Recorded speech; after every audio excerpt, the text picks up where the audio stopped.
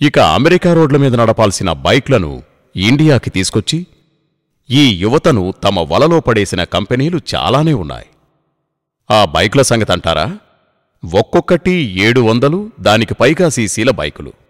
ఖరీదు 8 లక్షల నుంచి 40 లక్షల వరకు కూడా ఉంటాయి. అసలు ఈ బైకులు మనకున్న రోడ్లకు పనికొస్తాయా అని కూడా ఆలోచించకుండా లైసెన్స్ ఇచ్చేస్తుంది మన ప్రభుత్వం.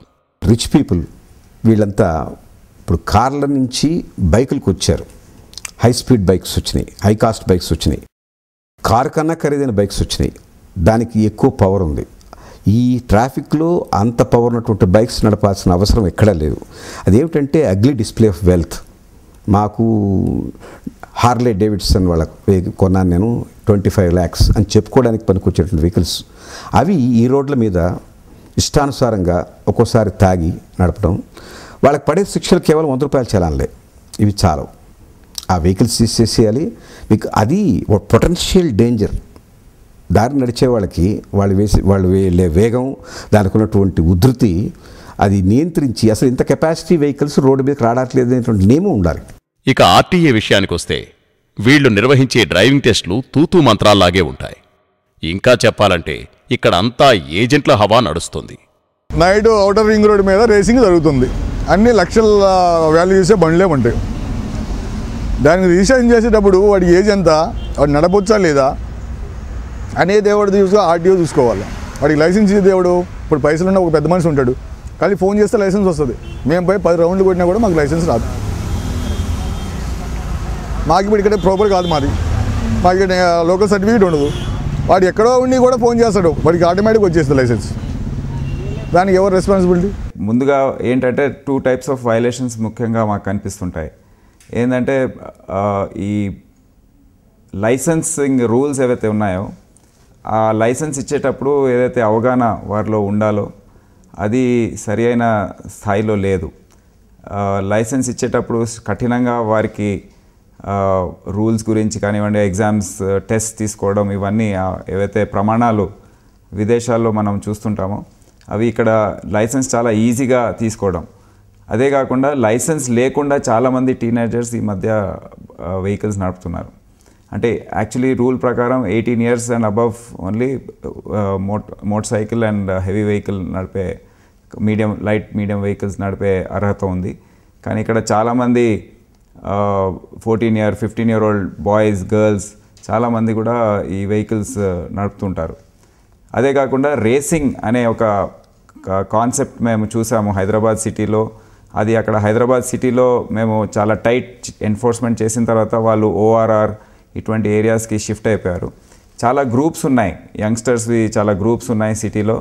వాళ్ళు సోషల్ మీడియా ద్వారా కానివ్వండి, ఇతర ఛానల్స్ ద్వారా వాళ్ళు కొన్ని కాంపిటీషన్స్ లాగా పెట్టుకొని రేసింగ్ చేస్తుంటారు. ఈ రేసింగ్ చేసే సందర్భంలో కూడా యాక్సిడెంట్స్ జరుగుతున్నాయి. అదే కాకుండా వాళ్ళకి స్పీడ్గా నడిపే అలవాటు కూడా బాగా అవుతుంది. అయితే యాక్సిడెంట్స్కి బేసిక్గా ఈ over speeding, rash driving, lack of awareness of rules ఏవైతే ఉందో అది చాలా ముఖ్యమైన కారణమని నేను భావిస్తున్నాను.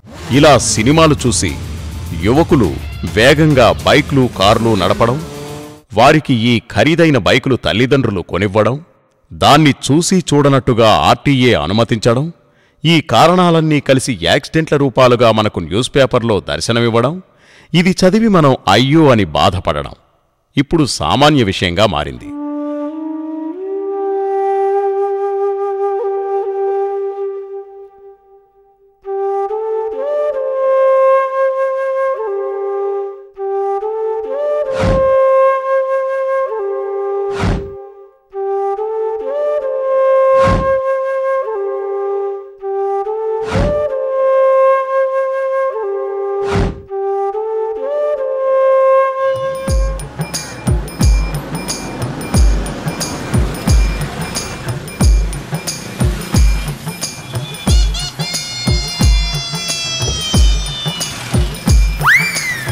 ఈ సెల్లో సొల్లు కబుర్లు చెప్పేవారు ఈ మధ్య విపరీతంగా పెరిగిపోయారు.